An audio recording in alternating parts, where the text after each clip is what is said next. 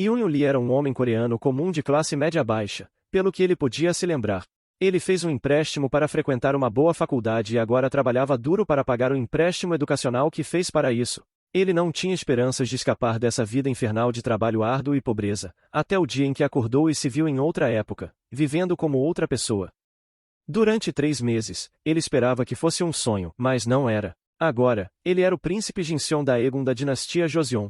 Apesar da nostalgia inicial e da paranoia em relação à sua estranha condição, ele estava aproveitando sua vida como príncipe, pois não tinha responsabilidades e nem mesmo precisava trabalhar. Mas o luxo de ser o segundo príncipe tinha um custo, o estilo de vida moderno ao qual ele estava acostumado. Em um certo dia, quando estava entediado, ele perguntou a seu servo Deoxan sobre o rei, pois não sabia em qual era estava vivendo. O servo não pôde lhe dizer o nome do rei e o advertiu para não fazer perguntas desse tipo em público. Mas Jinseon calculou usando as informações que tinha. Era o ano do porco preto e ele era filho do rei Seonjon, o que significava que o rei ou seu irmão mais velho era o rei Ensangun. Jinseon começa a suar quando percebe que o rei Ensangun era conhecido como um tirano nos livros de história, que foi deposto por causa de sua crueldade, e aquele que o substituiu como rei de Joseon foi seu irmão mais novo, o príncipe Jinseon. Essas informações eram demais para ele suportar e, enquanto tentava se acalmar, recebe a visita de um convidado, Son Jaji, que ele sabia ser um homem traidor de um filme de época. Jinseon se recompõe e descobre que o rei Ensangun o convocou. A única coisa que ele consegue pensar durante o caminho é que não vai morrer, já que não havia nada sobre a morte do segundo príncipe nos livros de história. Ele tentaria ser educado e inteligente e salvaria a sua vida a qualquer custo. Mas, para sua surpresa, descobre que o rei Ensangun não é o homem cruel e insensível que ele conhecia dos livros de história. Em vez disso, ele é um homem sociável e um irmão mais velho gentil. Jinseon vai caçar junto com Ensangun e Sonjaji e, em sua mente, parece que estão jogando um videogame, e ele é o novato que precisa ser carregado por seu irmão mais experiente. O grupo retorna da caça quando um javali selvagem corre em direção a Jinseon e ele cai de seu cavalo, mas antes que o javali possa atacá-lo, Ensangun o mata, sem hesitar em cuidar de seu irmão mais novo, apesar de sua posição como rei. Em seguida, ele se vira para o cavalo que havia fugido depois de derrubar Jinseon e o mata por abandonar seu cavaleiro, e diz a Jinseon que lhe dará seu próprio cavalo, que é descendente de um cavalo lendário que pertenceu ao rei fundador de Joseon. Jinseon aceita o cavalo como presente de Ensangun e pede a ele para manter isso em segredo de sua mãe e avó. Ao retornar ao seu palácio, Jinseon pensa que não pode confiar na história de Ensangun sendo um rei tirano. Assim que Jinseon chega em casa, ele dá o javali presenteado pelo rei aos seus servos para que eles possam comê-lo, sem perceber o quanto isso é luxuoso. Seus servos ficam extremamente felizes com a gentileza de Jinseon, mas então uma serva informa que o mestre do palácio interno retornou, ou seja, sua esposa.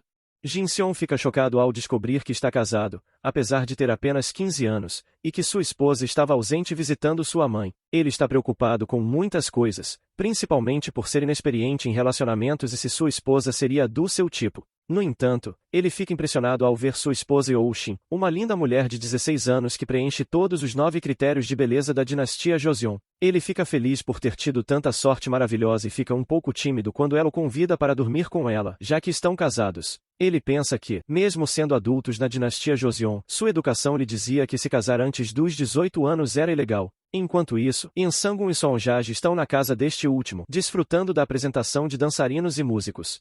Ensangun sente que Jinseon mudou bastante. Ele costumava ser tímido e acanhado, mas hoje está mais confiante. Sonjaji concorda e diz que Jinseon também foi desconsiderado com suas posições, e suas ações hoje poderiam ser consideradas grosseiras em relação ao rei. No entanto, Ensangun diz que gosta mais de Jinseon assim, que é melhor que ele esteja mais confiante.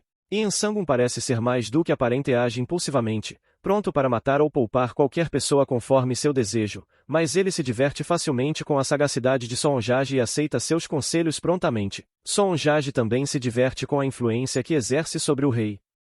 De volta ao palácio de Jinseon, sua vida é repentinamente preenchida com momentos adoráveis, pois ele não consegue se cansar de sua esposa. Ele a acha adorável demais e agradece a sua sorte por ter sido ressuscitado nesta era. Enquanto estão comendo, ela o informa que precisa visitar a rainha hoje, que é tia de Youshin, e que planejam comer juntos. Jinseon pede para acompanhá-la. Enquanto se preparam para a visita ao Palácio Real, Jinseon flerta com Youshin e ela fica envergonhada com sua demonstração de afeto. Mas então Jinseon percebe algo. Youshin lembra a heroína de um drama chamado A Rainha por 7 Dias. Ela era filha de alguém do séquito do rei Ensangun e havia sido prometida em casamento ao príncipe Jinseon. No entanto, quando uma conspiração começou para tomar o trono do tirano-rei, o séquito foi morto e Oshin se tornou filha do inimigo da noite para o dia. Jinseon, que se tornou o novo rei, teve que exilá-la após apenas 7 dias. E Oshin viveu uma vida solitária e teve uma morte triste depois disso. Pelo menos essa era a história que ele conhecia, e ele fica triste com esse conhecimento. Mas será que Insangun realmente se tornaria um rei tirano e ele realmente teria que ser derrubado por seu irmão? Jinseon se pergunta sobre a verdadeira razão pela qual Insangun se tornou um tirano, já que inicialmente ele tentou ser um bom rei. Mas dizem que ele matou 3.000 pessoas em Gabja, o ano do Rato Azul, e esse foi o início de sua crueldade, e que será no ano seguinte. Jinseon decide que essa foi a razão pela qual ele foi enviado para esta era. Ele ajudaria seu irmão a seguir o caminho certo e, assim, não seria separado de sua esposa. E pelo bem de sua esposa, Jinseon está pronto para mudar o curso da história. Eles chegaram ao palácio e Jinseon descobre que a rainha Jeonsha é tão elegante quanto ele esperava. Ela frequentemente se cansava da comida do palácio e, nessas ocasiões, pedia a sua sobrinha Yeoshin para preparar algo para ela. A rainha está feliz em vê-los aqui juntos e Jinseon diz que veio apenas para encontrá-la, transformando essa ocasião em um encontro com sua esposa. Yeoshin fica vermelha de constrangimento enquanto Jeonsha expressa seu ciúme, pois o rei estava ocupado demais para passear com ela assim. Mas antes que as coisas fiquem mais constrangedoras, Yeoshin lembra Jinseon de que ele precisa ver o rei. Ele sai, mas flerta com ela mesmo enquanto sai. Assim que ele vai embora, as duas mulheres discutem seu comportamento mudado e acham que ele está agindo de forma imatura demais. Jeonshan diz que deve ser porque ele está em uma idade em que seu corpo tem muita energia, mas Yeoshin diz que ele está agindo como agiu quando se casaram. Então ela diz à tia que ainda não recebeu a educação do quarto e Jeonshan imediatamente chama um criado com um livro para lhe contar o que ela precisa saber sobre seus deveres de esposa no quarto, mas as ilustrações são bastante explícitas para a ingênua Yeoshin. Enquanto isso, o rei está sendo repreendido pelos mais velhos por se entregar muito à caça e negligenciar seus deveres de estudar Confúcio. Ele menciona que, para se tornar um rei melhor, está incomodado com os velhos que querem restringir seu poder e liberdade e fazê-lo agir de acordo com suas ideologias, mas decide não brigar com eles, pois isso só o irritaria mais. Assim, ele promete comparecer regularmente às sessões de ensino a partir de agora, mas está furioso com eles e desabafa depois que eles saem. Mas assim que ouve que seu irmão Jinseon estava esperando por ele, ele esquece sua raiva. Jinseon entra no quarto do rei e descobre que é muito mais luxuoso do que o seu. Ele pergunta ao rei como ele lida com o estresse e descobre que o rei vai caçar sempre que se sente estressado. Eles discutem mais sobre o assunto e Insangun diz que a maioria dos tiranos provavelmente se torna assim porque não consegue lidar com o estresse de governar um país em condições difíceis. Jinseon acha isso irônico, mas diz a Insangun que ele pode conversar com ele sobre qualquer coisa se algum dia se sentir estressado. Mas então o assunto se volta para o cavalo que Insangun presenteou a Jinseon, e eles vão cavalgar. Jinseon se cansa facilmente e seu irmão lhe ensina a maneira correta de montar um cavalo, mas então ele se lembra de quando estava no mesmo lugar em que Jinseon está agora, e seu pai o ensinou a montar um cavalo enquanto o ensinava a governar um país, e essa memória de alguma forma o estressa. Em seguida, os irmãos vão comer uma boa comida, e Jinseon fica bêbado e se empolga. O rei se diverte com o que ele diz, mas então os mais velhos se aproximam e ele percebe que está prestes a ser repreendido novamente. O inspetor-geral diz que, enquanto as pessoas passavam fome e comiam cascas e raízes, o rei estava confortavelmente comendo carne bovina, e essa era a razão pela qual as pessoas estavam insatisfeitas com seu governante e se voltavam para outros partidos. Isso enfurece Insangun, mas ele não pode fazer muito, pois também está vinculado pelas leis. Mas Jinseon, que está bastante bêbado agora, começa a discutir com o inspetor-geral. Ele diz que, se as pessoas estão passando fome, isso não é apenas culpa do rei, mas culpa de todos os cortesãos também. Eles têm o dever de governar a nação corretamente, no entanto, estão colocando toda a culpa em seu irmão. Mas antes que a briga deles possa piorar, o rei decide se afastar com os mais velhos, dizendo que seu irmão é imaturo e está bêbado. Mas assim que ele termina as lições do dia e está de volta a seu quarto, ele está determinado a fazer os cortesãos pagarem. Os estudiosos estão deixando seu palácio e eles conversam dizendo que estão aliviados por causa do que aconteceu. O inspetor-geral diz que, se o rei pensava que poderia suprimi-los por causa desse incidente, ele estava enganado. Eles poderiam fazê-lo parecer um tirano na história registrada, e ele teria que obedecê-los se não quisesse isso. Mas eles também teriam que fazer algo sobre o segundo príncipe algum dia, pois ele é uma criança mimada que precisa ser domada. Enquanto isso, Jinseon voltou para casa e Yeoshin está esperando por ele com algo em mente. Sua tia, a rainha, disse a ela para criar o clima com algumas bebidas para se aproximar de Jinseon, para que eles possam ter um filho em breve. Mas Jinseon já está bêbado por causa da refeição com o rei, e Yeoshin pensa que seu trabalho será mais fácil agora. Mas em vez de ficar romântico, Jinseon pergunta sobre o rei. Ela hesita inicialmente, mas depois de um copo de álcool, ela começa a contar a história para ele, mesmo que tenha ouvido principalmente de boatos. A mãe de Ensangun, a rainha Yoon, era uma das muitas mulheres do rei Seonjon. Ela se tornou rainha quando ficou grávida de Ensangun, mas seu marido não parou de procurar outras mulheres mesmo depois disso. Isso levava a frequentes brigas. Um dia, ela feriu o rosto dele, o que levou ao seu exílio por ordem de sua sogra, a grande rainha Ensou. Mais tarde, sendo executada por Seonjon, Seonjon ordenou que ninguém pudesse falar sobre ela, e Ensangun se tornou rei sem saber da morte de sua mãe.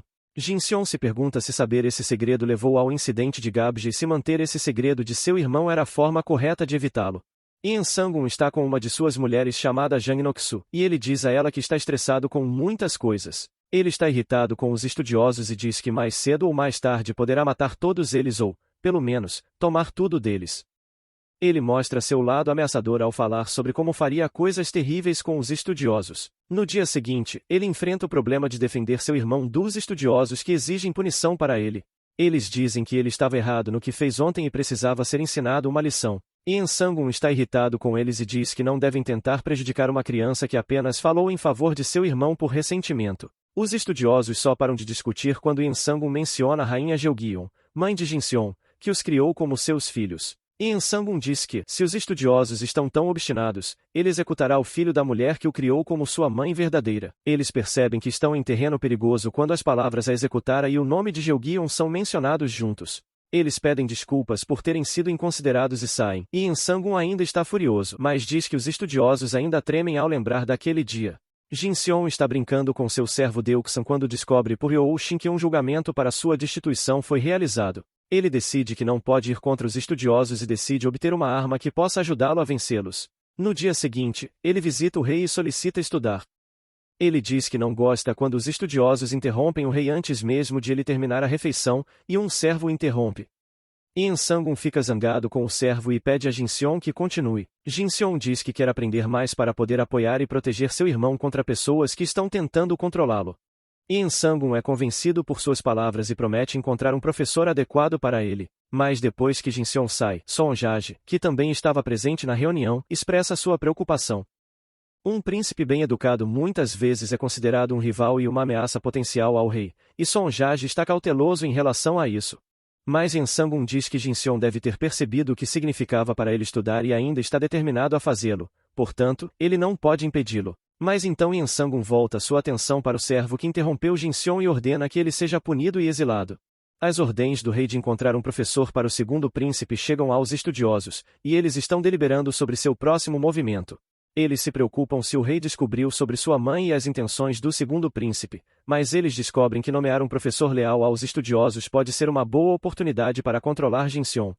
Eles decidem nomear Li, um famoso estudioso, como seu professor. Li fica chocado ao receber a notícia de sua nomeação como professor do príncipe. Ele está preocupado que não esteja qualificado para ensinar um príncipe e que isso significaria que ele não poderia cumprir seus deveres na universidade. Mas seu mentor diz a ele que ele já foi selecionado e que não seria bom recusar a oferta, e seu futuro será maravilhoso ou desastroso. O mentor pergunta a Li se ele fez algo para irritar os superiores e depois o alerta sobre as consequências de ensinar algo estranho ao príncipe.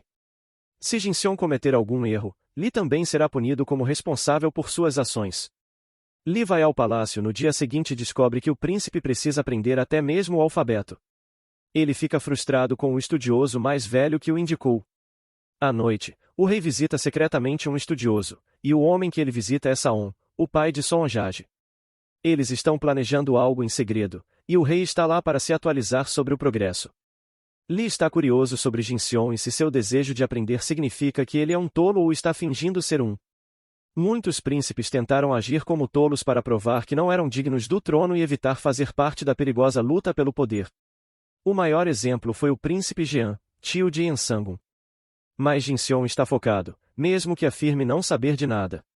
Li acha que o príncipe é um tolo, pois está usando outra língua para aprender a própria língua deles, e isso está se mostrando difícil para ele assimilar. Mas em poucos dias, Jinseon já dominou os 1000 caracteres. Como Li está atrasado, Yooshin o testa e ele consegue responder perfeitamente a todas as suas perguntas. Desde que ele tenha passado no teste dela, Yooshin diz a Jinseon que ele pode brincar um pouco agora. Ele a surpreende com o jogo Jenga, dizendo que o criou. Eles jogam o jogo e desenham no rosto do perdedor. Quando Li chega correndo à sala de estudos, encontra tanto o príncipe quanto sua esposa parecendo engraçados. Em breve, Jinseon ordena que um conjunto de jogo seja feito para o rei e decide presenteá-lo. Ele então descobre que a ex-rainha Insou escreveu um livro instruindo todas as mulheres casadas sobre como se comportar. Ele descobre que muitas coisas no livro seriam condenadas na era moderna, mas agora Youshin deve se lembrar de tudo isso.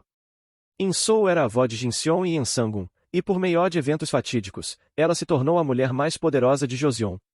Ela era conhecida por ser uma mulher assustadora e havia exilado a mãe de Ensangun.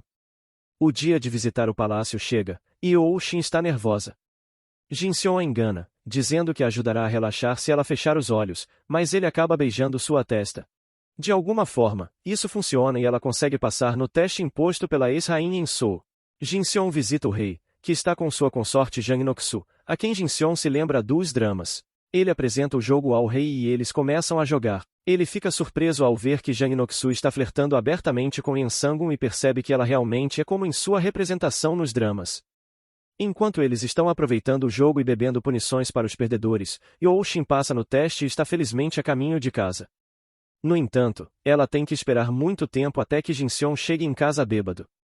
Ela fica com ciúmes ao ouvir que Jang Noksu também estava presente com ele e começa a chorar, dizendo que as mulheres não deveriam ter ciúmes de seus maridos. Mas Jinseon a interrompe e promete que nunca a deixará, mesmo que tenha que mudar a história por isso. Li fica impressionado que seu aluno tenha dominado o alfabeto clássico dos 1000 caracteres e a escrita menor tão rapidamente. Ele menciona seu mestre, e Jinseon lembra que o mestre de Li foi exilado por criticar o rei Seonjon, e seus escritos foram lidos por um grupo de estudiosos, levando à execução deles no massacre de Gabja. Se isso acontecesse, coisas terríveis seguiriam, e Jinseon seria forçado a se divorciar de sua esposa.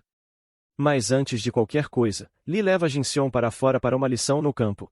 Lá, eles veem os fazendeiros trabalhando duro e discutem que implementar o que se aprende nos livros é o que torna uma pessoa verdadeiramente valiosa. Caso contrário, um estudioso é tão inútil quanto um camponês. Mas a palestra é interrompida quando Jinseon se aproxima dos fazendeiros e oferece a eles a melancia que eles haviam trazido para comer. Todos ficam chocados com suas decisões, mas Jinseon diz que eles têm mais do que podem comer e seria um desperdício se apodrecessem. Jinseon também se torna amigo da filha dos camponeses, chamada Gaeton. Ele compartilha a fruta com os fazendeiros, e Lee se pergunta novamente que tipo de homem Jinseon é.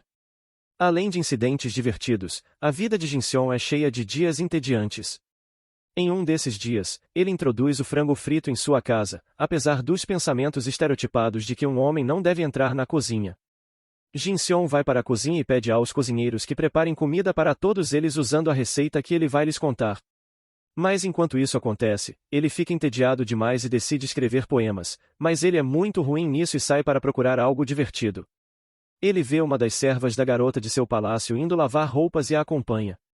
Ele fica surpreso ao ver que eles usam água de carvão para lavar as roupas, apesar dos efeitos negativos na saúde. Ao retornar para casa, ele desfruta do frango frito com sua esposa e seus servos. É diferente de tudo que eles já comeram e não conseguem conter sua alegria. Jinseon então encontra seu servo Deuksan olhando para a lavadeira e percebe que ele gostava dela. Ele usa a água de carvão e a gordura de porco usada para cozinhar o frango frito para criar sabão com a ajuda de Deuksan. Deuksan presenteia para a garota, e ela se apaixona por ele por esse ato. Por outro lado, o rei Ensangun deve passar por lições com os estudiosos, mesmo sem estar interessado. Eles estão ensinando a ele sobre a importância de reprimir suas emoções e desejos para ser um bom rei. O inspetor-geral, então, aponta que Ensangun estava dando presentes caros ao príncipe Jinseon e passando mais tempo ouvindo música. Ele diz a ele para reduzir o tempo que dedica aos seus hobbies e gastar mais tempo estudando. Mas a lição deles é interrompida quando um mensageiro diz ao rei que Jinseon havia chegado. Ele cancela a lição e sai da sala, deixando o inspetor-geral furioso. E Ensangun vai para seu quarto, onde Jinseon estava esperando com as novas coisas que ele havia inventado neste mundo. A primeira é o frango frito e a segunda é o sabão. O rei fica impressionado com a criatividade de seu irmão e o elogia. Em seguida, eles começam a falar sobre a educação de Jinseon, e Ensangun diz que o professor Lee era um bom arqueiro. Mas Jinseon tem um presente final para seu irmão e um poema que ele escreveu intitulado A Lavanderia. Embora o poema seja um pouco infantil, Ensangun fica impressionado e diz que ele reflete a situação política atual de seu reino. Jinseon não entende que Ensangun estava pensando em eliminar os estudiosos que o incomodavam tanto, que ele os bateria e os espancaria como trapos sujos, os jogaria no rio e, finalmente, os mataria. Pelo menos era isso que ele desejava profundamente em seu coração. E Ensangun ordena que o poema seja copiado e enviado a todos os oficiais, e Jinseon fica feliz que seu irmão tenha gostado tanto do poema. Mas à noite, quando Ensangun vai se encontrar com o estudioso com quem ele estava trabalhando secretamente, eles concluem que Jinseon está ciente do que Ensangun está pensando. Ambos decidem acelerar o grande plano em que estavam trabalhando para limpar Joseon. No dia seguinte, Youshin diz a Jinseon que ela vai a um templo com a rainha, e Jinseon decide acompanhá-la. O templo que visitam não existe mais na Seul moderna, mas Jinseon consegue identificar alguns dos marcos e características do templo nos museus. Ele se pergunta o que poderia ter acontecido com o templo, mas então ele descobre que 5 dos filhos de Ensangun e Jeonsha morreram nos últimos 3 anos, e isso era o motivo de ambos não conseguirem se olhar. Isso estressava ambos, e eles lidavam com isso de maneiras diferentes.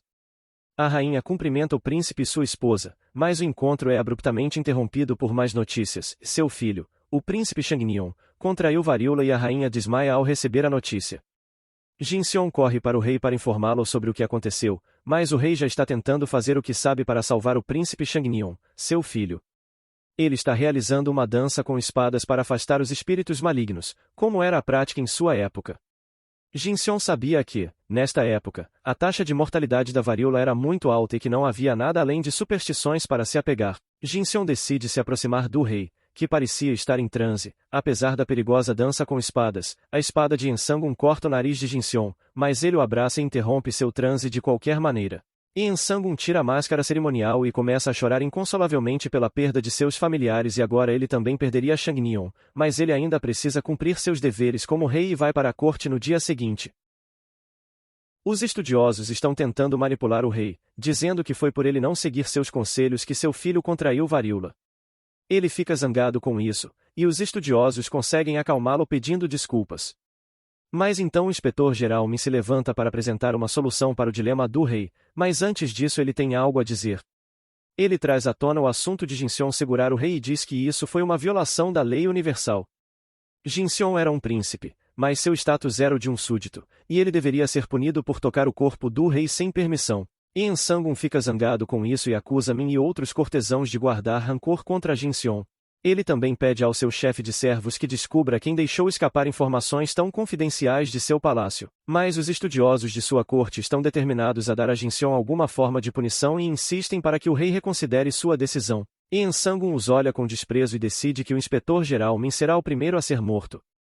Enquanto isso, Jinseon não consegue se concentrar na lição com Li. Eles conversam sobre a varíola, e Jinseon diz que conhece uma maneira de preveni-la vinda do futuro. Jinseon sabia que a vacina contra a varíola poderia ser feita a partir do pus da varíola bovina, mas Li não consegue acreditar no que ele diz e o leva para a escola médica. Há apenas uma pessoa no prédio, uma jovem chamada Jang Jeun, que Jinseon reconhece como uma das 2 irmãs que foram as primeiras a se tornarem médicas reais em Joseon. Ele fica feliz em encontrá-la e pede para ela mostrar o livro sobre varíola. Ela já estava lendo, mas eles não encontram nada sobre a prevenção da varíola nele. No entanto, eles descobrem que o autor do livro era o avô de Sonjage, e eles vão encontrá-lo.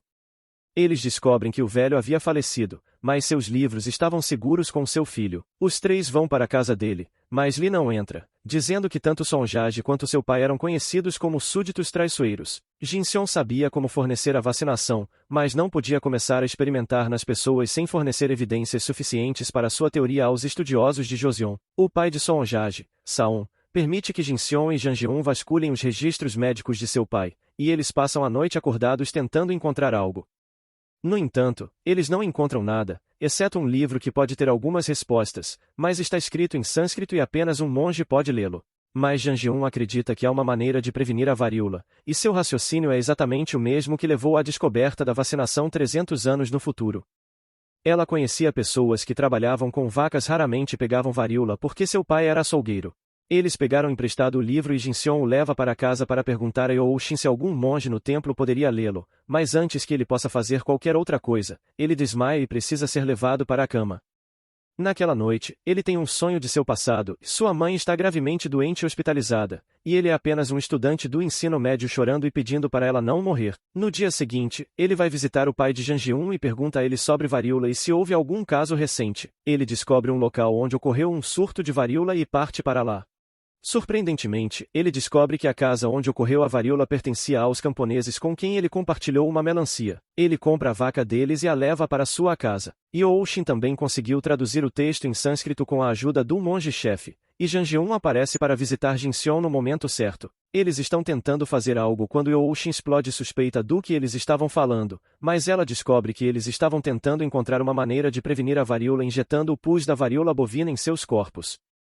Jin-seon reúne seus servos, para convencê-los de que seu método funcionará. Ele mente dizendo que está mencionado no livro do Ocidente que um deus reside na medicina chamada vacina e aquele que for abençoado com ela nunca pegará varíola. Para provar que seu método funciona, ele decide ir primeiro, e Youshin é a segunda na fila, seguida por Jang Ji-un. Depois disso, Jang Ji-un parece gostar de Jin-seon e fica com ciúmes de Youshin, agindo presunçosa quando Jin-seon a elogia ou oferece para levá-la à academia. Enquanto estava a caminho do palácio, o rei o convida para jantar e fica claro que ele tem um pedido especial para seu irmão no próximo festival e reunião familiar. Yen Sang-un quer que Jin-seon esteja ausente e envia um servo como seu representante. Jin-seon concorda em fazer o que ele diz, mas ele percebe o verdadeiro plano do rei. Ele quer matar os estudiosos na reunião e não quer que seu irmão mais novo veja isso. No entanto, isso não deveria acontecer até o próximo ano, e Jin-seon não percebe que suas ações estão acelerando os eventos da história. Assim que os resultados da vacina começam a aparecer, Jin-seon ordena que todos os seus servos se alinhem e se preparem para a vacinação. Deux e os outros servos estão desconfiados, pois o exorcista não ouviu falar das coisas que seu mestre disse, mas ele engana os servos simples e supersticiosos e os vacina. No entanto, a notícia de que ele estava espetando seus servos com uma agulha e humilhando sua esposa na frente das criadas femininas chega aos ouvidos dos estudiosos. O inspetor-geral Min decide verificar a verdade por trás dos rumores e acredita no que as mulheres da lavanderia lhe contam sobre os servos de Jin-seon ficarem doentes após a tortura. Ele está pronto para usar isso para virar o rei contra Jin-seon e leva a questão ao seu conhecimento. O rei o dispensa, mas Min insiste em ouvir sua resposta antes de sair. Yen Sang-un diz que seria muito severo chamar Jin-seon para repreendê-lo agora, já que ele não foi convidado para o festival de amanhã. Yen Sang-un o convocará depois que o festival terminar, e se o que Min disse for verdade, Jin-seon será punido. Min fica satisfeito com isso e não pressiona mais, mas pouco ele sabe o que Yen Sang-un pretende fazer com ele e com o resto dos estudiosos, usando mal a lei. No dia seguinte, ele se encontra com Saon à noite e eles discutem como finalmente vão executar seu plano amanhã, mas antes disso Yen Sang-un quer ouvir o que aconteceu com sua mãe verdadeira. Saon está hesitante, mas conta a Yen Sang-un os eventos que se desenrolaram. Ele se refere ao rei Seonjon como pai de Yen Sang-un, mas quando este fica zangado, Saon o chama de ex-rei. Ele conta que depois que a rainha Yoon desfigurou o rosto de Seonjon, houve uma discussão sobre o rei se divorciar da mãe do herdeiro, e Saon se opôs ao divórcio.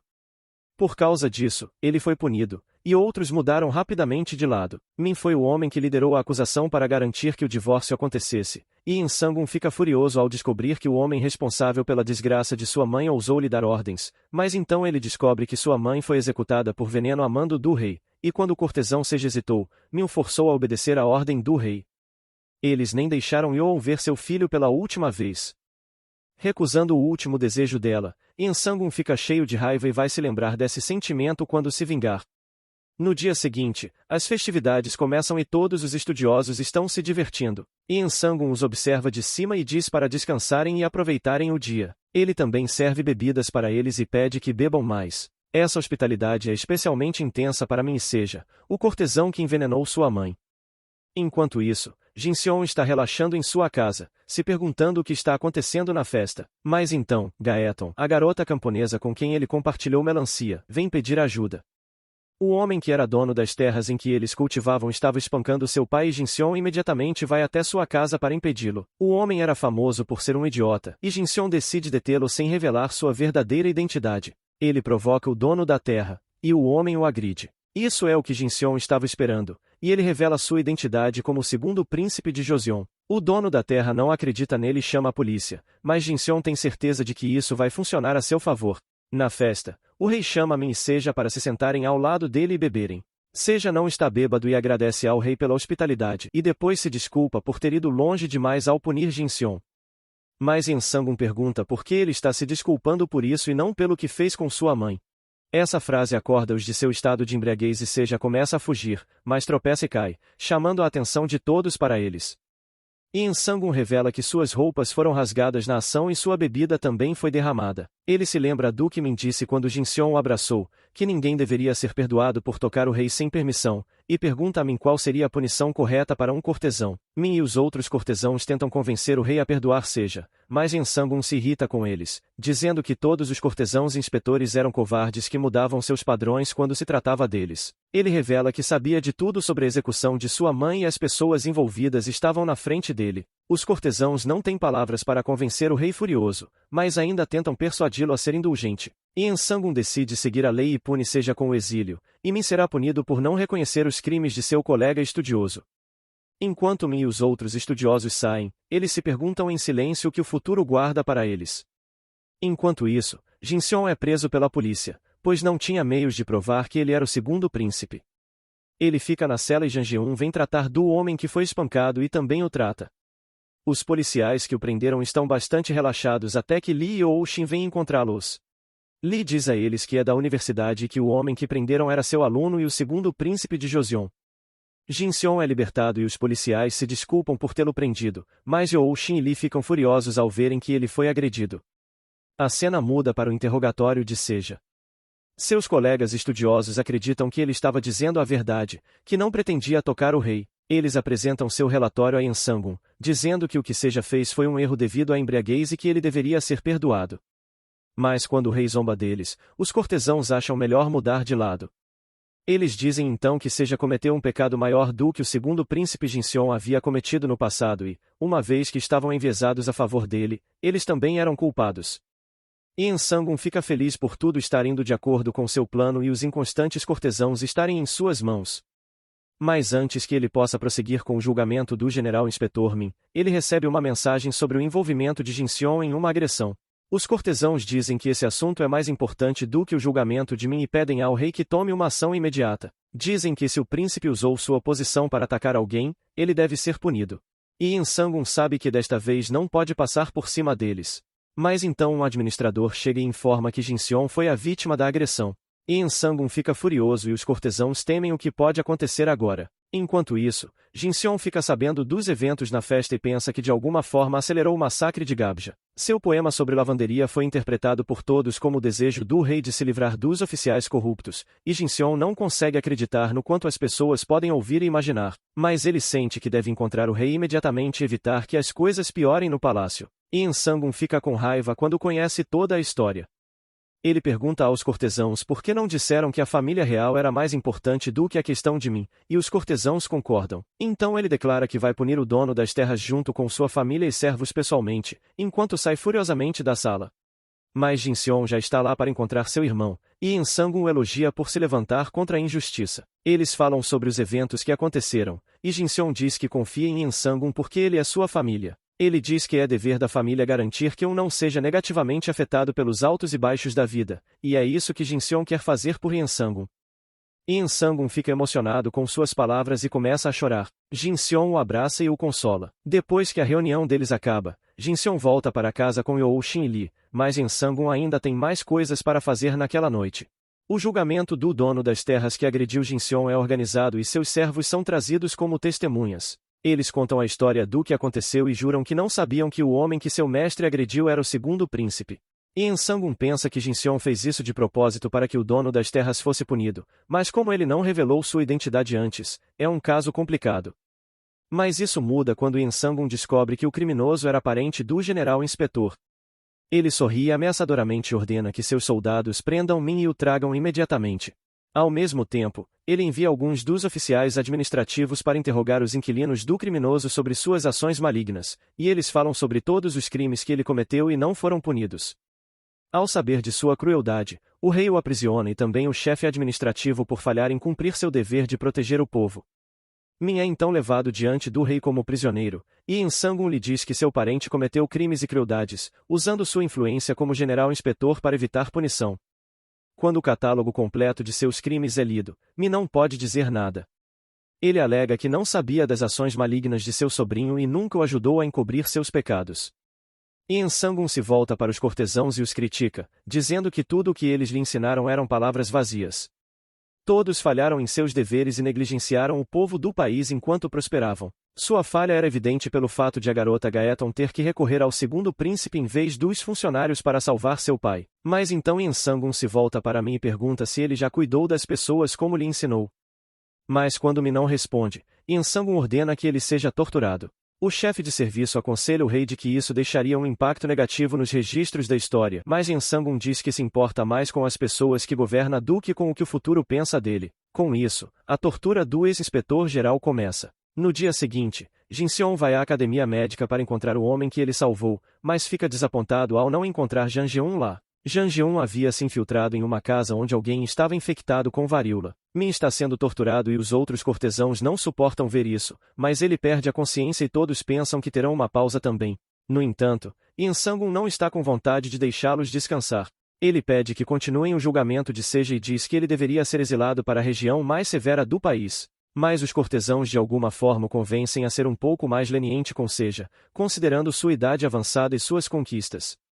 Yensangun concorda com eles e se diverte ao ver como os cortesãos se tornaram tímidos. Mas, enquanto ele está indo para seu quarto descansar, ele encontra a rainha Jeonshan pelo caminho. Ela pede a ele para não ser tão cruel e então questiona se ele iria visitar a consorte Jang Noksu. Ela pergunta a Yensangun se ele executaria se ela sentisse ciúmes de Jang Noksu, assim como sua mãe sentia ciúmes das outras mulheres de seu pai. Yensangun fica surpreso com suas palavras, mas a ignora e sai. Enquanto ele está indo embora, Jeonshan pede para que ele não seja cruel e, em vez disso, tente ajudar as pessoas para o bem do país. Ele diz a Jeonshan que as pessoas de Joseon são seus filhos e ele não hesitaria em ser cruel com aqueles que os prejudicassem. Pouco depois disso, Yensangun chama Jinseon para o palácio e Jang Noksu também está com ele. Eles falam sobre os rumores de que ele teria despido seus servos e os esfaqueado com uma agulha. Jang Noksu zomba de Jinseon e o chama de pervertido, mas Jinseon explica tudo com a ajuda de Jang Geun. Eles explicam que vacinas podem prevenir a varíola e que Jang Geun testou isso por conta própria usando o travesseiro do príncipe infectado, sem contar a ninguém. O rei fica impressionado com a descoberta deles, a coragem de Jang Geun e então ele recebe outra boa notícia: o príncipe Shangnion se recuperou. Mas, na academia médica, alguns dos superiores de Jang Geun invadem seu quarto e roubam o travesseiro bonito, sem saber que ele foi usado por alguém infectado com varíola. Mais tarde, eles são infectados, mas felizmente a doença é leve demais para causar suas mortes. O rei fica radiante ao receber a boa notícia e pede a Jang Geun e Jinseon que expressem seu desejo para que ele possa recompensá-los adequadamente. Jang Geun pensa em muitas coisas, especialmente em como foi tratada injustamente por todos, exceto por Jinseon, por ser filha de um açougueiro, mas então ela decide deixar de lado seus desejos pessoais e pede que mais médicos sejam enviados para a campanha de vacinação. Yensangun fica impressionado com sua sensibilidade e devoção à profissão e diz que ela se tornará sua médica no futuro. Quando ele pergunta o desejo de Jinseon, ele diz que Saon também merece uma recompensa por ajudá-los generosamente, mas ele deseja que Yensangun perdoe todos os cortesãos presos.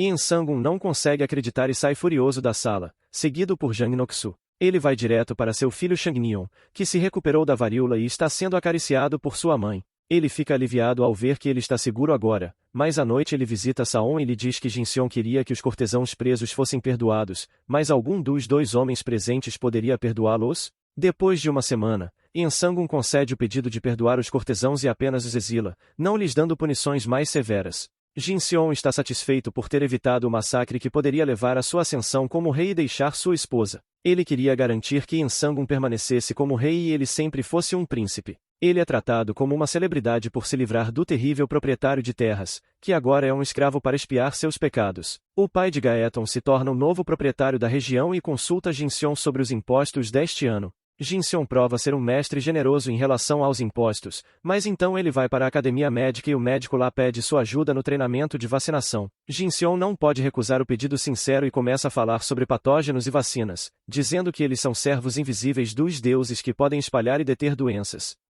As pessoas estão preocupadas ao ouvirem falar sobre as coisas chamadas germes, mas Jinseon diz que não precisam exorcizá-los, mas se livrar deles usando outros métodos, como aquecimento ou fervura das roupas. Mas e os germes nas mãos? Para isso, Jin Xiong apresenta os médicos da academia ao sabão que ele inventou e explica que ele também pode matar germes. Ele decide que vão precisar de muito mais sabão para que todas as pessoas em Joseon possam usá-lo para se manterem saudáveis. Ele começa promovendo frango frito para seu povo e depois usa a gordura restante para fazer sabão. Para isso, ele realiza uma festa de frango frito, onde convida muitas pessoas, incluindo Sonjage, Jang Ji-un e Gaeton. Ele leva a ideia de popularizar o sabão e o frango frito para Yansangun, e ele gosta. Ele sugere que Jin Xiong promova fazendas de porcos e de frangos para que possam ter mais gordura e carne para as pessoas comerem e produzir sabão. Logo, as 3 coisas que Jin Xiong fez neste ano mudaram o curso da história. Graças à invenção da vacina contra a varíola, à invenção do sabão e à popularização e disponibilidade do frango frito, a população de Joseon cresce e o país começa a se tornar uma potência. Os restaurantes de frango frito estão se tornando populares e Jin Xiong usa o óleo usado para fazer sabão. Em breve, ele planeja montar uma oficina de sabão com Deux liderando a produção. Mas em uma dessas ocasiões, ao recuperar o óleo usado, ele encontra um mineiro chamado Gambu. Quando Jin Xiong o conhece, o homem está faminto e sem sentidos, mas ao ser tratado, ele conta sua história. Gambu diz que poderia refinar sucata de metal em prata e até mesmo o rei havia reconhecido seu talento e o recompensado, mas o que ele mais queria era estabelecer minas de prata. No entanto, os estudiosos não permitiram que ele fizesse isso porque ele era um plebeu por nascimento, mas ele não poderia deixar seu sonho ser tirado dele e Gambu decidiu minerar ilegalmente. No entanto, ele não encontrou ninguém para apoiá-lo e gastou todo o seu dinheiro e a recompensa que o rei lhe havia dado. Agora ele era um mendigo faminto que foi salvo pela bondade do segundo príncipe. Jin Xiong decide fazer algo e traz o assunto à tona para Yansangun enquanto ambos praticam arco e flecha. E Yansangun revela que os estudiosos não permitiram que ele fizesse isso na época porque acreditavam que se tornar muito rico corromperia o povo de Joseon. Mas agora, como não há ninguém para restringir o rei, Yansangun concorda em permitir que Gambu estabeleça minas de prata.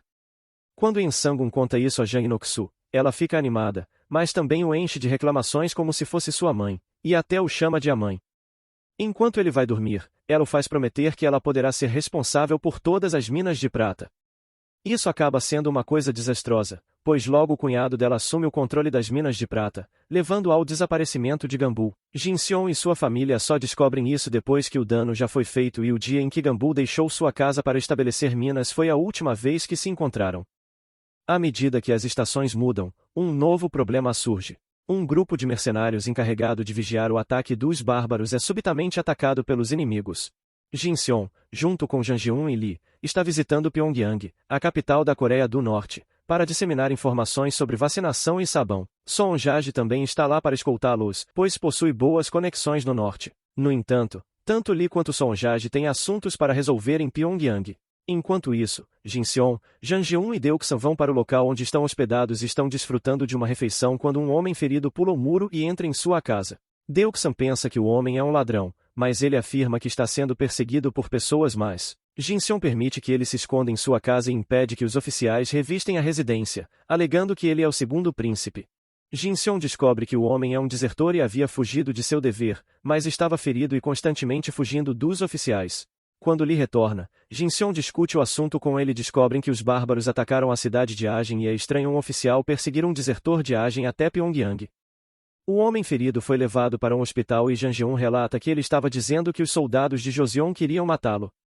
Li percebe algo e decide ir imediatamente ao hospital, mas Sonjage está aproveitando a vida noturna da cidade com belas mulheres e acidentalmente entra no quarto dos oficiais que estavam atrás da vida do homem ferido, atrasando seus planos. Enquanto isso, Jin Xiong e os outros alcançam o homem ferido, que se identifica como Euxou, e ele conta sua história ao príncipe e seus amigos. Ele relata que, quando estavam de guarda em Agen, os bárbaros atacaram e uma batalha feroz se seguiu. No entanto, o oficial comandante fugiu para salvar sua vida. Euxou e outros soldados não puderam fugir, pois precisavam salvar as pessoas que viviam perto da fronteira. Após uma longa batalha, apenas 9 deles sobreviveram. Mas a situação mudou quando o oficial comandante retornou e caçou os mercenários restantes para tomar o crédito de defender a fronteira dos bárbaros para si mesmo. Euxou fugiu da cidade de fronteira para Pyongyang para relatar a verdade. Jin Xiong e Li ficam surpresos ao ouvir seu relato e decidem informar imediatamente ao rei. Eles levam o homem ferido do hospital para seus aposentos, mas um dos homens do oficial os avista. Sonjage também está voltando para os aposentos quando vê o prédio pegando fogo. Ele fica arrasado ao ver o incêndio e começa a chorar pela segurança do príncipe. O homem que ateou fogo no prédio relata o incidente ao seu superior, preocupado de que tenham ido longe demais. No entanto, o oficial diz que essa foi a única maneira de manter seu segredo sujo. Na realidade, Jin Seon e os outros conseguiram escapar do prédio e agora estão a caminho da capital para informar Yan Sang-un. Jin Seon sente-se culpado por não ter informado pessoalmente Sonjage sobre o ocorrido, mas ao menos deixaram um bilhete. No entanto, ele não sabia que o prédio foi incendiado depois de sua saída, e Sonjage agora acredita que o príncipe está morto. Ele é consumido pela tristeza e culpa, incapaz de enfrentar o rei com essa terrível notícia. Ele chora, esperando que o rei o puna com a morte por não ter protegido o príncipe. Enquanto isso, Jin Seon informa ao rei o que aconteceu em Agen e prova que o relatório enviado pelo oficial era falso. O rei fica furioso e decide prender o homem, mas Jin Seon sugere que ele seja convocado ao palácio em vez disso, caso contrário, existe o risco de ele escapar. Quando o oficial e seus soldados chegam ao palácio, Yan Sang-un diz que os recompensará, mas a recompensa acaba sendo uma surra pública pelas mãos do próprio rei. Yan Sang-un ordena que o criminoso seja amarrado e o espanca sem sequer interrogá-lo. Os cortesãos têm muito medo do rei para dizer qualquer coisa contra isso, ao contrário, afirmam que o rei fez o que precisava ser feito. Yan Sang-un então ordena que eles também se revezem espancando o criminoso. No entanto, o rei recebe a notícia de que Sonjage está esperando sua punição. Sonjage ainda está devastado pela noite anterior e implora ao rei para que o mate, mas então Jin Seon chega e esclarece a confusão. No entanto, o incidente teve um impacto tão grande em Sonjage que ele parou de beber, lembrando-se de que estava bêbado quando falhou em proteger o príncipe. O tempo passa e Jin Seon começa a preparar o aniversário de sua esposa. Ele cozinha um ensopado de algas e ostras e até mesmo prepara um bolo improvisado. Sua esposa fica muito emocionada, pois não há outro marido em Joseon que trate sua esposa tão bem. Como ela especulava, os rumores sobre ele ser dominador enquanto mima sua esposa se espalham. A fonte desse boato é novamente o local de lavanderia, e as mulheres mais velhas estão com ciúmes de como Jin Seon trata Yeou-shin e de como Deok-san trata sua namorada. Mas a história do ensopado de algas e ostras se espalha por todo Joseon, e todas as esposas começam a exigir que seus maridos façam o mesmo. A notícia chega até mesmo ao palácio, e a rainha envia uma mensagem ao rei dizendo que ela também gostaria de comer o ensopado de algas e ostras. O rei decide atender ao pedido da rainha e entra na cozinha para prepará-lo pessoalmente. Ele pede ajuda ao chefe de cozinha, mas o adverte de que, se essa notícia sair da cozinha, ele perderá a vida. No entanto, a notícia não pode ficar restrita às portas fechadas da cozinha, pois alguém flagra o rei na cozinha. Era a irmã de Jang Nok-su, que viu Yan Sang-un preparando um ensopado de algas e ostras. Ao informar Jang Nok-su, acredita que era para ela. No dia seguinte, o rei leva o ensopado e outros pratos para a rainha, que fica tocada ao experimentá-los. No entanto, isso fere o orgulho de Jang Nok-su, e ela fica furiosa. Ela diz que a única maneira de o rei ser exclusivamente dela é se ela se tornar uma figura materna para ele. Ela havia tentado fazer isso anteriormente e obteve o controle das minas de prata para o cunhado dela, mas parecia que isso não era suficiente. Ela teria que fazer algo mais intenso dessa vez. Logo, Jin Seon encontra-se com Yan Sang-un e eles discutem sobre o novo ritual de os maridos cozinharem o ensopado para suas esposas, que melhorou consideravelmente o relacionamento de Yan Sang-un e Jeon-chan. O assunto então muda para vacinação e, finalmente, para o caso dos bárbaros. Yan Sang-un quer subjugar os bárbaros através de uma guerra, mas os antigos estudiosos são um problema, pois não desejam alocar fundos para isso. Jin Seon diz que recentemente leu A Arte da Guerra e sugere uma maneira de vencer os bárbaros e os estudiosos também. Ele sugere que os ricos devem pagar pela guerra, uma vez que já estão pagando mercenários para lutar em seu lugar ilegalmente. O rei deveria legalizar isso e usar os recursos para financiar a guerra. Dando um exemplo, Jin Seon se voluntaria para pagar 10.000 moedas caso haja uma guerra. No dia seguinte, é realizada uma reunião, e os cortesãos e estudiosos ainda falam sobre economia e como os ricos podem começar uma rebelião se forem forçados a contribuir com dinheiro. Vendo que não há uma solução pacífica para esse problema, Jin Seon se voluntaria para ir à guerra pelo bem-estar de seu povo. No entanto, mais tarde, ele é repreendido por Lee por tentar fazer algo tão audacioso. Sua posição está logo abaixo do céu, e ele precisa ter cuidado com suas ações, pois pode ser facilmente acusado de traição. No entanto, Yeou-shin estava ouvindo isso do lado de fora do quarto e não consegue conter sua tristeza ao ouvir que Jin Seon se voluntariou para ir à linha de frente da guerra. Ela começa a chorar e foge. Jin Seon, por outro lado, está vivendo em um mundo de fantasia, onde mostra feitos sobre-humanos e mata todos os bárbaros sozinho. Ele está ouvindo suas divagações e está ficando entediado com elas. Apesar de sua fantasia, Jin Seon é um total novato e mal consegue manejar uma espada. Euk-soo vai cumprimentá-lo e eles começam a falar sobre a guerra e os bárbaros. O mercenário confirma que as histórias sobre a brutalidade do inimigo eram verdadeiras e pede a Jin Seon para ficar na retaguarda. Seria ruim se ele fosse morto, mas seria pior se fosse capturado. Em seguida, Euk-soo pergunta a Jin Seon se ele já ouviu falar da arma divina, uma arma que poderia lançar flechas explosivas contra o inimigo. Euk-soo tinha visto essa arma aniquilar milhares de bárbaros com apenas um uso. Jin Seon fica impressionado com a ideia de usar flechas explosivas e decide criar uma arma divina por conta própria. Ele vai até o rei e pede sua ajuda na criação da arma, mas descobre que provavelmente não teriam fundos suficientes para iniciar uma guerra. Jin Seon fica de certa forma aliviado por não ter que entrar em um campo de batalha. Mais tarde, ele volta para casa e descobre que sua esposa ainda está chateada com ele indo para a guerra, mas ela fica aliviada e feliz ao saber que, devido à falta de fundos, a guerra pode não acontecer. No entanto, sem saber da preocupação dela, Lee está em uma reunião com outros professores na universidade e tenta incentivá-los a contribuir com dinheiro para a causa de proteger o país. Ele conta aos outros estudiosos o quão sério o príncipe Jin Seon está nisso. Os nobres são tocados, mas como todos os cortesãos se opõem à proposta, não há outra opção senão realizar um maninço, um pedido de mais de 10.000 estudiosos sobre tópicos importantes, e se eles concluírem que uma guerra é necessária, nem mesmo os cortesãos podem se opor à sugestão deles. Os estudiosos estão confiantes e decidem obter o apoio de todos em seu círculo para pressionar os cortesãos. Desconhecendo isso, Jin Seon e Ou-shin desfrutam de sua felicidade doméstica. No dia seguinte, os cortesãos informam ao rei que o povo do país não quer guerra, mas suas mentiras são expostas quando um maninço assinado por 10.000 jovens estudiosos chega às mãos do rei. Agora, os cortesãos e ministros não têm outra escolha senão apoiar o rei, que também os ordena a se juntarem à guerra. Essa notícia é um choque para Jin Seon, que esperava uma saída fácil. Ele pensa que seu professor fez algo desnecessário e agora isso poderia ser perigoso, mas ele não pode dizer isso ao rei. Yen Sang-un também o informa que eles já haviam reunido grãos mais do que suficientes e que muitos jovens nobres haviam se voluntariado para se juntar à guerra. Yen Sang-un quer que Jin Seon lidere as recém-formadas batalhões, pois não há ninguém mais adequado para isso no momento. Jin Seon percebe que cometeu um erro e só consegue pensar em como enfrentará sua esposa quando voltar para casa. No entanto, ao chegar em casa, Jin Seon encontra seu sogro na porta e descobre que ele estava lá para convencer Ou-shin a não impedir Jin Seon de ir para a guerra. Ela diz que está orgulhosa de seu marido e seu pai está orgulhoso de seu genro, e que ela não o impedirá de cumprir seu dever. Jin Seon promete que voltará vivo da guerra, não importa o que aconteça. Em seguida, a história volta ao passado, quando Jang Nok-soo era apenas uma serviçal na casa do príncipe Jean, tio de Yen Sang-un. Ela era frequentemente alvo do chefe dos serviçais, mas era orgulhosa de sua beleza e talento para cantar. Seu mestre era um idiota, mas ela sentia que ele apenas agia assim.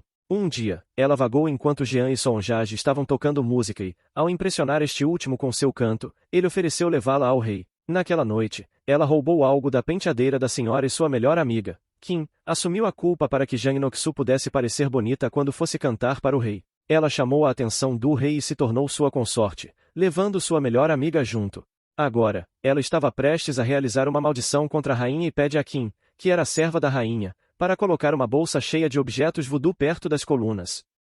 Jin Seon visita o ferreiro-chefe do exército e anota todas as armas de pólvora que eles têm. Ele fica impressionado com o que tem, mas também tem seus próprios planos. Ele quer criar um projétil de canhão cheio de estilhaços explosivos, mas já existe algo assim no arsenal.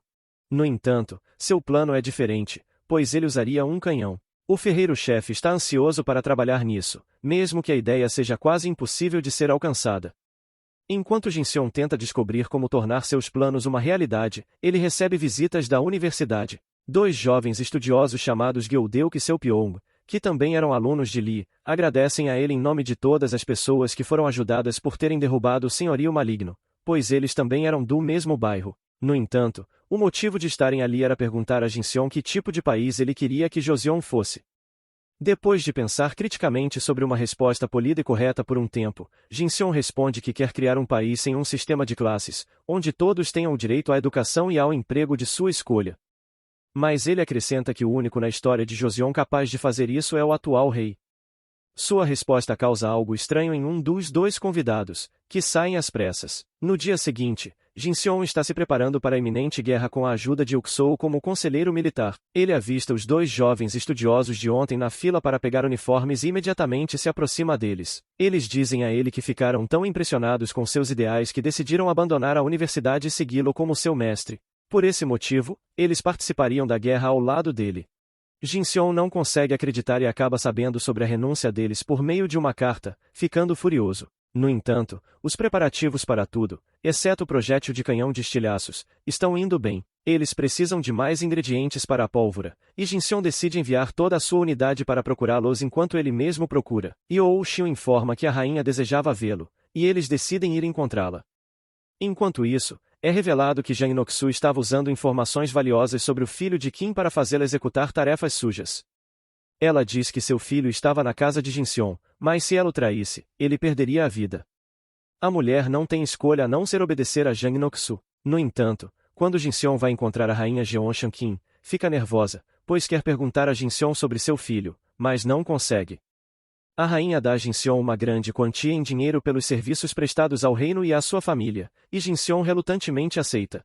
Mas, quando estão retornando dos aposentos da rainha, Jinseon percebe que havia o ingrediente para a pólvora lá e começa a cavar perto das colunas para encontrá-lo, mas acidentalmente encontra o pote escondido com os itens de magia negra, e a notícia chega ao rei. O rei se apressa no palácio da rainha e fica furioso ao saber que alguém tentou lançar uma maldição em sua esposa.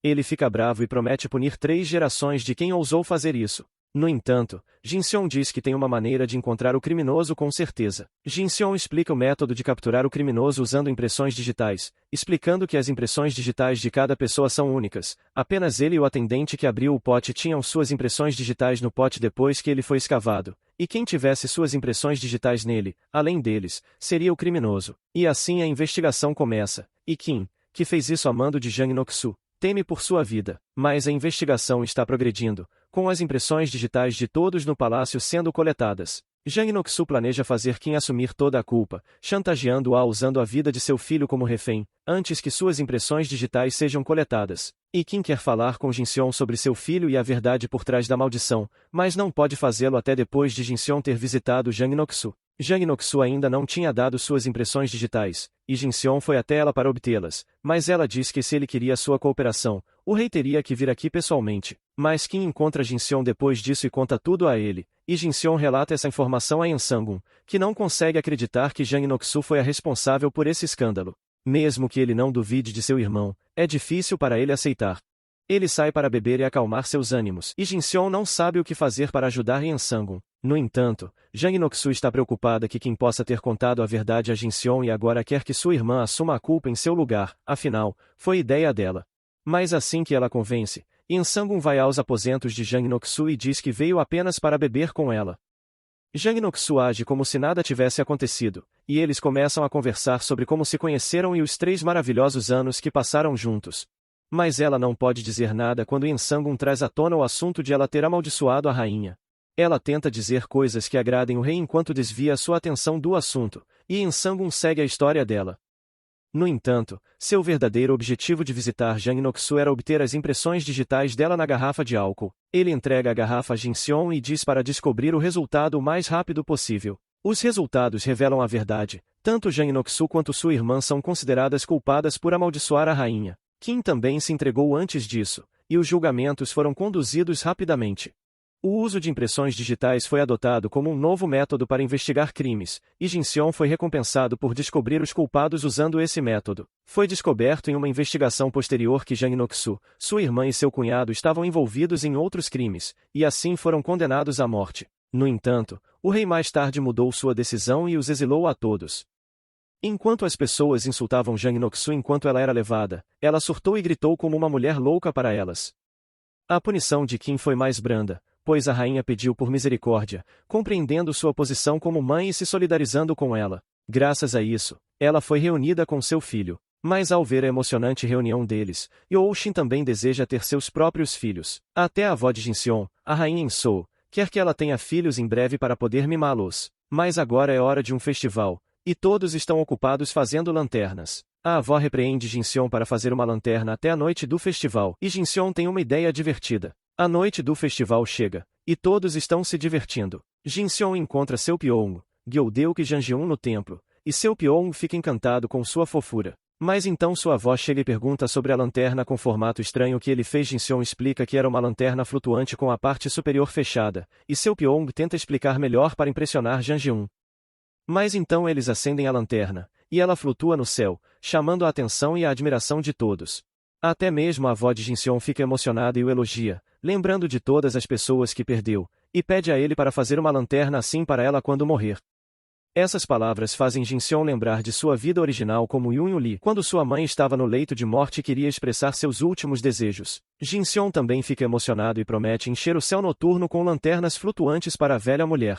Mas o incidente com Jang Inoksu mudou em Sangun, que agora está focado apenas em seu trabalho. Os cortesãos estão satisfeitos com isso, mas Jinseon e o servo de Ensangun desejam que houvesse alguma maneira de aliviar o estresse que se acumula em seu coração. Por esse motivo, Jinseon decide criar um balão de ar quente para levar as pessoas ao céu, o que o surpreende quando seus dois alunos acreditam nele instantaneamente. Ele leva os planos ao ferreiro-chefe do exército e o encarrega de criar o balão de ar quente. Jinseon, junto com o ferreiro e seus alunos, trabalha duro na criação do balão de ar quente, e eles obtêm bons resultados. Enquanto isso, Euksou supervisiona o treinamento dos nobres para a próxima guerra, e ele também tem boas notícias para Jinseon. Mais tarde, Ensangun vai ver o que Jinseon criou e fica chocado ao ver a coisa gigante parecida com uma lanterna flutuando no ar enquanto carrega Jinseon em uma cesta. Ele elogia Jinseon por ser capaz de criar um veículo voador e Jinseon explica como funciona, perguntando a Ensangun se ele gostaria de experimentá-lo. E Ensangun fica realmente animado e aceita rapidamente a oferta com entusiasmo infantil. Pouco depois, uma demonstração do balão de ar quente é realizada para as massas, que não sabem o que vai acontecer e só ouviram dizer que o rei vai subir aos céus. Há muita curiosidade e fofocas entre as pessoas reunidas para ver o balão de ar quente. E em Sangun, Jinseon e outros embarcam no balão, que começa a subir. As pessoas os observam, se perguntando o que está acontecendo, e começam a aplaudir e torcer por eles. Ao mesmo tempo, Jang Inoksu está sendo levada de barco para o local de seu exílio, mas o barqueiro parece ter algum motivo oculto. Na capital, Jinseon demonstra o canhão de estilhaços para o rei e os ministros, chamando-o de arraio voador. Todos ficam impressionados com a arma e acreditam na afirmação de Jinseon de que ela poderia ajudá-los a vencer sem lutar. E Ensangun está de bom humor, pois os preparativos para a guerra estão indo bem, e planeja beber com Jinseon assim que retornarem. No entanto, ao chegarem, Ensangun recebe a notícia de que o navio que transportava Jang Inoksu afundou. Ele fica desanimado com a notícia e pede para ficar sozinho. No entanto, na realidade, o navio não afundou, e o barqueiro leva Jang Inoksu para outro lugar depois de trair os soldados que a guardavam. Ele a leva para uma pequena casa onde alguém está esperando por ela. Enquanto isso, 3/4 da rebelião estão se encontrando em segredo, e seu líder é Seung, o chefe administrador da corte. Seu objetivo é derrubar o rei e colocar outra pessoa no trono. Eles debatem se entregar o trono a Jinseon foi a decisão certa, já que ele é leal a Ensangun, e o outro concorrente é o príncipe Jean, que é um grande tolo. No entanto, enquanto discutem a execução de seu plano durante o caos da iminente guerra, alguém interrompe a reunião e se junta a eles. Jang Inoksu está de volta ao jogo, e desta vez ela será muito mais cruel e astuta do que antes. Os preparativos para a guerra estão completos, e Jinseon está mostrando os preparativos ao rei por meio de uma batalha simulada. Os soldados estão atuando bem, e todos que os veem estão entretidos. Em seguida, Jinseon ordena que os canhões sejam trazidos e os demonstra também. No entanto, eles não têm ideia de que Jang Inoksu está escondida na multidão, observando tudo. Chega o dia de partir para o campo de batalha, e muitas pessoas vêm se despedir de Jinseon. Ele recebe as saudações e votos antes de partir, prometendo a Youshin que voltará vivo para ela, mesmo que signifique desafiar o destino. Com isso, ele parte, mas sente que algo está faltando. E Ensangun também está nervoso por deixar seu irmão ir para a guerra, mas como rei, é seu dever se despedir. Ele se dirige à expedição armada e os enche de coragem com suas palavras, instruindo-os a subjugar e aniquilar os bárbaros. Com isso, o exército parte. Jinseon é nomeado tenente-general das Forças Armadas e se torna o centro das atenções. No entanto, os comerciantes estão planejando eliminar o rei enquanto o exército marcha em direção à fronteira. Eles discutem o destino de sua rebelião e reconhecem que a avó do rei pode ser o maior obstáculo em seu caminho. No entanto, Seung planeja sequestrar Jinseon e usá-lo como refém para manter a avó sob controle, impedindo que ela se oponha à ascensão de Jean ao trono. Enquanto isso, em um acampamento militar, um oficial está planejando assassinar Jinseon quando eles estiverem sozinhos na tenda estratégica. No entanto, ele não consegue agir devido a uma comoção que irrompe, e Jinseong corre para ver o que está acontecendo. Jang Ji-un, disfarçada de menino, infiltrou-se no acampamento militar para ficar ao lado de Jinseong.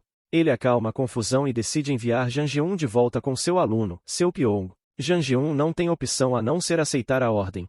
A reunião estratégica continua, e os papéis são divididos, com Jinseong sendo designado como líder do corpo de reserva. Há mais de uma pessoa que deseja matar Jinseong, mas, como agora não tem chance de se aproximar dele, decidem sequestrar Youxin em seu lugar. O exército atravessa a fronteira e Jinseong envia uma carta para sua esposa por meio do mensageiro. No entanto, algumas pessoas da rebelião o atacam e tomam seu lugar. O mensageiro modificado chega à capital ao mesmo tempo que Jang Ji-un e Seo Pyong. Jang Ji-un consegue identificar o homem do acampamento militar e suspeita de suas intenções. Seo Pyong e Jang Ji-un decidem segui-lo para descobrir o que ele está planejando. Eles descobrem que o homem levou a mensagem para a casa do chefe administrador Seung. Ao se aproximar da casa, Seo Pyong ouve que eles estão tramando traição e planejam fazer mal a Youxin. Ele sai correndo, mas quebra um pote, chamando a atenção de Jang Noksu e dos outros conspiradores. Graças à sagacidade de Jang Ji-un, eles conseguem escapar da casa. Seo Pyong diz que eles precisam ir à casa de Jinseong para informar Youxin imediatamente. Os comerciantes estão tensos e acham que foi tolice tentar se rebelar agora, mas não tem escolha a não ser executar seu plano. No acampamento, Jinseong se sente culpado por não estar contribuindo nada para a guerra. Quando descobre que o mensageiro foi emboscado, ele consegue voltar para contar a Jinseong que o general da linha de frente e o general da retaguarda deixaram o acampamento militar, mas Jinseong não entende a importância dessa notícia. Euksou conclui que essa mensagem significa que uma traição está acontecendo na capital. Euksou e Gyeodeuk-sou conclui que essa mensagem significa que uma traição está acontecendo na capital. Euksou e Gyeodeuk aconselham Jinseong a se retirar imediatamente, pois ele está preocupado com o que poderia acontecer com seu irmão e sua esposa se uma rebelião realmente rompesse. Ele decide voltar imediatamente para a capital. Jinseong sente que não importa o que faça, parece que ele não pode impedir o golpe e a destituição do rei Insangun. Enquanto isso, Seung leva seus homens para invadir o palácio, mas o encontra surpreendentemente vazio. Insangun está dormindo quando ouve uma voz familiar sussurrar seu nome. Ele a segue e encontra Jang Noksu parada diante dele, encharcada de água do mar e com centopeias rastejando ao seu redor. Ela diz que rastejou para fora do mar para encontrá-lo. Insangun acorda de seu pesadelo com um grito, ainda suando por causa do terrível sonho, e convoca seus servos. No entanto, ele não recebe resposta. Quando ele sai, encontra os corredores vazios, apenas o chefe dos servos se apresenta e informa que há uma traição em andamento, implorando ao rei que escape. Enquanto isso, Jang Ji-un chega à casa de Jinseong e informa Deoksan e Youxin sobre a traição. Logo após sua chegada, os rebeldes aparecem para capturar Youxin, mas ela não está lá e Kim está fingindo ser ela. Kim mantém as costas voltadas para os soldados rebeldes e coloca uma faca em sua própria garganta, sabendo que ninguém se atreveria a fazer algo se quisessem a esposa do príncipe viva. Jang Ji-un leva Youxin para a casa de sua família, e seu pai promete mantê-la a salvo dos rebeldes. Enquanto isso, Jinseong está se apressando de volta para a capital, esperando que nada de ruim aconteça com sua esposa ou seu irmão. O líder do exército rebelde derrota e mata todos os guardas reais e entra no palácio, apenas para descobrir que o rei desapareceu. Ele ordena que os portões sejam fechados para impedir que o rei escape e decide enfrentar o governo por enquanto. Se o rei já tivesse escapado do palácio, toda a força rebelde estaria condenada. Eles planejam dar o próximo passo fazendo com que os cortesãos dependam deles, e em seguida, abordar a rainha-avó. No entanto, Jinseong já está em Pyongyang e as dúvidas sobre o apoio à rebelião por parte de 2 generais são confirmadas. Ele assume o comando e ordena ao governador de Pyongyang que impeça as forças rebeldes de avançarem ao sul a qualquer custo. No entanto, parece que o governador não é capaz de fazer algo assim, o que fica evidente pela tensão que ele demonstra. O líder dos rebeldes, Seung, e seu parceiro em crime vão encontrar a rainha-avó e parecem estar mais aterrorizados por ela do que jamais estiveram pelo rei. Eles afirmam que o público não estava satisfeito com o rei Insangun e que um golpe havia ocorrido. Eles querem colocar o príncipe Jean no trono e a velha mulher zomba deles por seu plano mal pensado. Ela diz que o plano deles seria mais credível se eles sugerissem deixar Jinseong se tornar o novo rei. Ela não hesita e os chama de traidores que se voltaram contra o rei e o reino. Os homens hesitam um pouco e então informam a ela suas cartas escondidas. 2 generais do exército de expedição imperial fazem parte da rebelião e estão marchando para o sul com um grande exército, e o príncipe Jinseong, a quem ela favorece, ficará preso entre as 2 forças. O rei Insangun já havia saído da capital e não havia como seus planos impedirem isso. Eles pedem novamente à rainha avó que emita uma ordem declarando que o rei renuncie, mas apesar de estar sobrecarregada por suas ameaças, a velha mulher não cede. Os líderes da rebelião saem de sua casa insatisfeitos, mas sabem que as chances ainda estão a seu favor. As forças rebeldes entram na casa de Sonjage para procurar o rei, pois suspeitavam que ele estivesse lá. No entanto, descobrem que Sonjage estava fingindo estar bêbado e inconsciente do que havia acontecido. No entanto, encontram o que estavam procurando. Yansangun havia se disfarçado de mulher e, quando fez sua presença conhecida, já tinha vantagem sobre os soldados que vieram prendê-lo. Agora, ele e Sonjage enfrentam os soldados que os cercam. Enquanto isso, Jean está sendo vestido por seus serviçais como rei para que ele possa ser coroado como o novo governante, mas ele está fazendo o possível para resistir, agindo de forma não cooperativa até que Jang Inoksu chega. Ela pede aos serviçais que os deixem sozinhos para que ela possa explicar as coisas a Jean, mas assim que eles estão sozinhos, ambos mostram suas verdadeiras cores. Jang Inoksu diz que um idiota seria um melhor rei do que um tirano, e ela tem certeza de que Jean só agiu como um idiota todos esses anos. Ele também para de fingir e concorda que a única maneira de sobreviver agora é seguir o plano dela. Seung também chega ao palácio e está satisfeito com o progresso feito por Jang Inoksu. Mas então ele recebe a notícia de que Yansangun foi encontrado e corre para prendê-lo. Yansangun e Sonjage estão resistindo aos rebeldes, mas agora estão começando a ter problemas, pois Sonjage ficou ferido. Seung vai até o portão e pede a Yansangun que se renda. Yansangun fica com raiva ao vê-lo, pois era alguém em quem ele confiava. Eles estão se preparando para um confronto quando uma grande sombra cobre o pátio onde estão lutando. Seu Pyong e o ferreiro chegaram em um balão de ar quente para salvar o rei dos rebeldes. Eles jogam uma escada de corda para que o rei suba, e Sonjage fica para trás para impedir que os rebeldes o persigam. O rei ordena que ele suba depois dele, mas Sonjage decide não obedecer ao rei desta vez. Ele luta com o líder dos rebeldes enquanto o rei sobe, mas então ele é cercado pelos rebeldes e derrubado sem piedade. Yansangun chora ao ver seu amigo e leal súdito caído no chão, mas não há nada que ele possa fazer além de lamentar sua morte. Sonjage se desculpa por este ser o fim de sua jornada com o rei, e ele espera que o rei esteja seguro e que um dia visite seu túmulo e derrame uma bebida para ele. O balão de ar quente é avistado por Jang Inoksu, e ela está preocupada com o rei escapando, apesar de Jean estar prestes a ser lançado fora. As preocupações dos rebeldes aumentam quando eles descobrem que Jinseon chegou ao palácio com seu exército e nenhum dos generais rebeldes foi capaz de detê-lo. Mas Jinseon percebe que está em desvantagem agora e que há algum tempo antes que os reforços cheguem. Mas mais do que isso, ele está preocupado com uma guerra civil e em derramar o sangue de seu próprio povo. Yansangun é levado para a armaria pelo ferreiro-chefe, enquanto os rebeldes seguem seu balão de ar quente, mas eles levam um susto quando os ferreiros os assustam com um tiro de advertência de uma arma recém-projetada. Yansangun pousa em segurança e se prepara para retomar seu trono usando as armas avançadas da armaria. Enquanto isso, Jinseon está em um impasse no portão do palácio, discutindo se o governador de Pyongyang será capaz de conter o exército rebelde, quando recebe a notícia de reforços chegando ao seu lado. No entanto, o oficial rebelde designado como chefe da guarda do portão acredita que terá que resistir a eles e que a vitória será sua. Mas Jinseon se aproxima do portão e diz aos soldados para se renderem e abrirem o portão se quiserem viver. Ele diz que usará o trovão voadora se os soldados não obedecerem, e o chefe da guarda do portão fica assustado, mas ainda não está pronto para se render. No entanto, Jinseon está blefando, ele não tem o trovão voador e dispara o projétil inerte por engano, dando aos rebeldes a chance de desacreditar sua ameaça. Mas, enquanto os rebeldes relaxam achando que estão a salvo do ataque destrutivo, eles notam um balão de ar quente vermelho surgindo atrás do palácio. Yansangun está lá em seu balão real, que é muito maior e mais rápido do que os comuns. Ambos os irmãos ficam felizes ao se verem e sabem que quase venceram a guerra.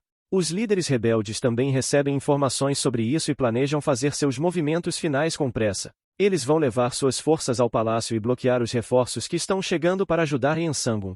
Mas Jang Inoksu está preocupada com o que deve fazer no campo de batalha. Jinseon pensa que seu Pyong fez algo incrível para salvar o rei, mas o chefe da guarda do portão está tentando atirar uma flecha nele. Sua primeira flecha erra, mas Yansangun responde ao ataque lançando um trovão voador no atacante. Ele explode e os rebeldes se dispersam.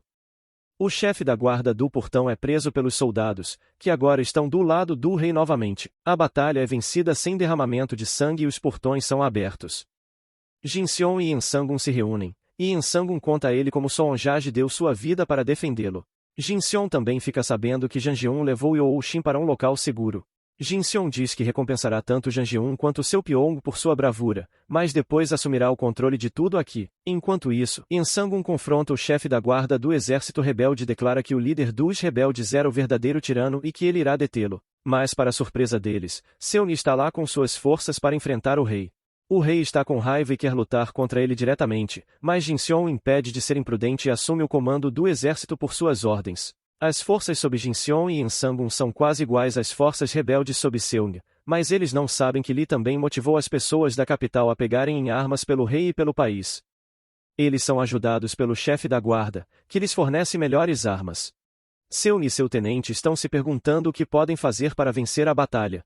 Se eles ferirem Jin Seong, a rainha-avó ficaria furiosa, mas Seung diz que se Jin Seong fosse atingido por uma flecha perdida e morresse, quem poderia culpá-los? O restante da expedição militar sob os generais rebeldes também não está longe do campo de batalha, e Jin Seong percebe que precisa vencer a batalha antes que eles cheguem aqui. Eles têm armas limitadas, e Jin Seong dispara uma trovão voadora contra o exército rebelde que estava marchando em direção ao portão. Os rebeldes ficam aterrorizados com a arma e recuam imediatamente, à medida que Jin Seong dispara outro tiro. No entanto, como nenhum dos dois projéteis explode, o tenente acredita que isso foi apenas uma ameaça para assustá-los. No entanto, ele não sabe que Jin Seong planejou cronometrar as bombas para que elas explodissem com um atraso. O exército rebelde corre em direção ao exército do rei, e as bombas explodem simultaneamente, quebrando a formação dos rebeldes e eliminando muitos deles. Enquanto isso, os súditos sob o comando de Lee, o chefe da guarda, também estão empurrando o exército rebelde. Seung percebe que está cercado. Ele sabe que se falhar em capturar o rei agora, a batalha estará perdida. Mas outro trovão voadora explode perto dele, e ele cai do cavalo. In Sang-un emerge da fumaça para enfrentar Seung. Ele planeja matá-lo com as próprias mãos para vingar Sonjage. Eles têm habilidades igualmente boas com a espada, mesmo que o exército do rei esteja dominando os rebeldes. Mas ao ouvir que o exército da expedição havia chegado ao portão da cidade, Seung sente que agora tem a vantagem. Ele diz a In Sang-un para se render, mas In Sang-un não tem intenção de fazer isso. Euk-sou junta-se à batalha para apoiar o rei, e Jin Seong parte para dizer às pessoas da cidade para evacuar enquanto ele tenta impedir o exército da expedição de escalar o muro. Mas então seu Pyong e Gyeodeuk, que estão na torre de observação, avistam um grupo de civis com bandanas vermelhas lutando contra os rebeldes. Eles logo chegam ao local onde o rei está lutando e descobrem que os súditos pegaram em armas para salvá-lo. Lee e outros vêm e levam o rei para longe do campo de batalha e abrem fogo contra os rebeldes com sua máquina de flechas explosivas. Seung está diretamente na linha de fogo e morre quando as flechas o atingem. Ainda mais civis se juntam à batalha e até mesmo salvam a vida de Jin Seong dos atacantes. O exército da expedição no portão também percebe que não pode mais forçar a entrada na cidade. Se eles tentassem usar a violência, se tornariam vilões que atacaram o povo na opinião pública, e assim eles não têm escolha a não ser aceitar a derrota. A milícia vem saudar o rei e ele agradece a todos por apoiá-lo. É um choque para todos quando o rei se curva diante dos súditos, mas então Jin Seong chega com a notícia de que o corpo de Seung foi encontrado e os rebeldes restantes se renderam. In Sang-un decide que era hora de voltar e reivindicar o trono no Salão do Trono. Jean chora e diz que nunca quis ser rei, mas agora estava sendo punido por concordar com o que os rebeldes disseram. No entanto, In Sang-un entra na sala e imediatamente ordena que seus soldados prendam todos os traidores. Mas assim que ele se senta no trono, Jang Inoksu sai de trás dele e o esfaqueia no peito. Jin Seong corre para o lado dele e chama o médico enquanto os soldados prendem Jang Inoksu. In Sang-un abre os olhos e se encontra em um quarto estranho. Ele olha ao redor e vê coisas que nunca viu antes. Está vestido com um terno, uma roupa que ele nunca viu antes. Há arranha-céus enormes e luzes em movimento na estrada. Ele pergunta se há alguém do lado de fora e Jin Seong entra, mas diz que é apenas seu gerente e não seu irmão mais novo.